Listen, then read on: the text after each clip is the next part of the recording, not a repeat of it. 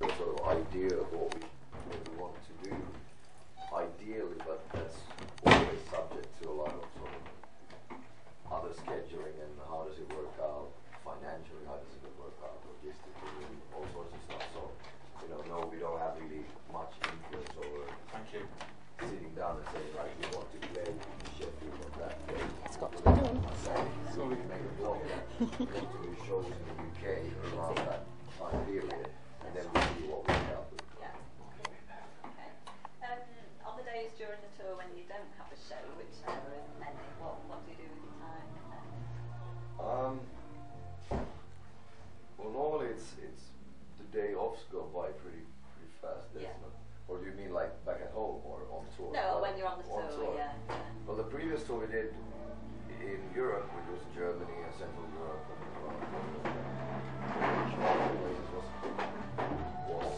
24 days back to back, no off days. So that one was pretty busy, kept us busy. Yeah. On this tour, it's a bit easier, also because we played longer sets, but also that we also already have that tour behind us already, so it's starting to get sort of a bit more heavy and heavy as the further we go on the tour.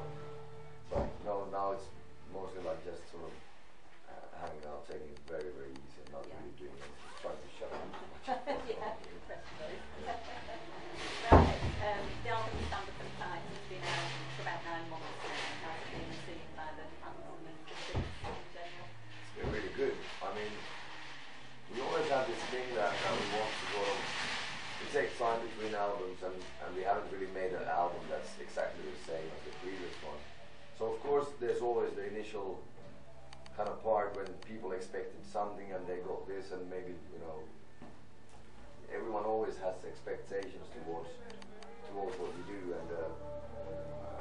and it's interesting to kind of follow that. But for us, it's always been more important not to sort of get stuck in just repeating ourselves, but trying to sort of progress in many ways. And I guess when we went out and did the first show on this new album, like in spring, I think it felt a bit like, because people didn't really know the songs and everything, it felt a bit like, these new songs aren't really working that well live at all. And, but now, especially after the festivals, you can tell that there's been enough time for the fans to really get into the new album and learn the songs and everything. And a big part of our set now on this tour has been consisting of new songs as well, and they go down just as well as the old ones. So that's really cool. And it's also a challenge because some of the older songs we played hundreds and hundreds of times. So always bringing something new into the set makes us puts us a bit more on our toes, because we have to. It's not so in our backbones yet. So that also makes it kind of more exciting for ourselves. The album has a huge epic feel to it, with the orchestral background. How did you go about choosing the classical musicians that play on the album? Well, our approach was, instead of sort of having everyone in a hall at one time playing the same thing once, was instead to have small groups of musicians. So we did like strings on one day, and we did horns on another day, and that allowed us to sort of stop and say, like, let's rethink this and maybe do some arrangements on the fly as well, and that kind of stuff, which it's kind of how I at least prefer to work, rather than have to plan everything to the last bit and then just sort of press record and go. So also in the studio when recording our album, we like to take time and have the possibilities. Maybe an idea comes up you haven't thought of when recording it, and then you have the time to sort of say, okay, what about trying this kind of thing? But of course, when you're working, still we had like 13 people for strings and recorders and copyists and a lot of people involved. So you can't just show up and say, like, well, can you play something? It has to be pretty structured and notes and everything set down. But choosing them was pretty much just using some context to the Helsinki Radio Symphony Orchestra and that kind of because it's still, the material is too challenging and it would be too difficult to get. You could kind of try to do it cheap and find there are very skilled people who are not professional musicians, but who are maybe students of music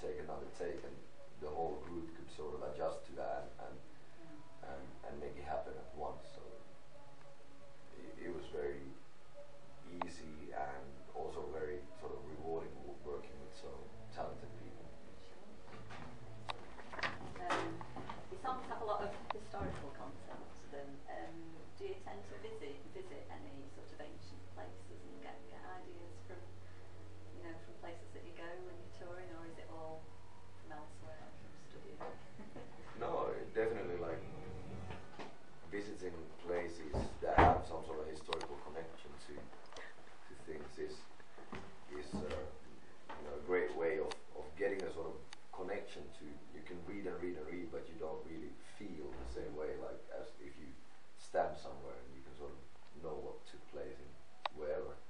And for instance, like on the previous album, The Varangian Way, which was more about sort of Eastern Europe and that travel through that area, I went to Ukraine to sort of spend some time in Kiev and also outside in the countryside.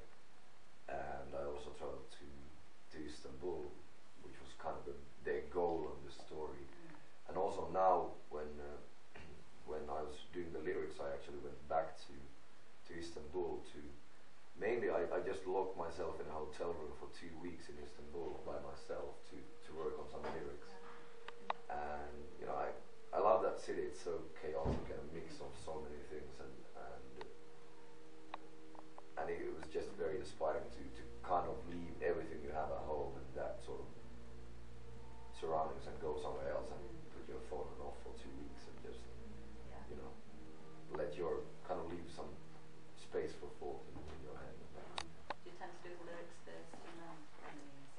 Well, it's more like doing the sort of story or a sort of outline first. I have a pretty good idea of what a song should be about or what it's about. It's not put down as text, lyrics as such, but that way it's more like a guideline that you can write music that sort of supports that, and you can kind of carry across some of those, I don't know, atmospheres through the music. So even if you write the lyrics, you can still sort of sense some of the kind of lyrical content through how the music, you know, what kind of drama it has in it, and then but lyrics as such is kind of the final thing, because I usually have the music done, and then I also have a, you know, vocal line, and I have a rhythm for the vocal, so everything sort of what's the word, like sort of subject to that in the end. So then like writing down the lyrics can sometimes be actually very hard, because you have had this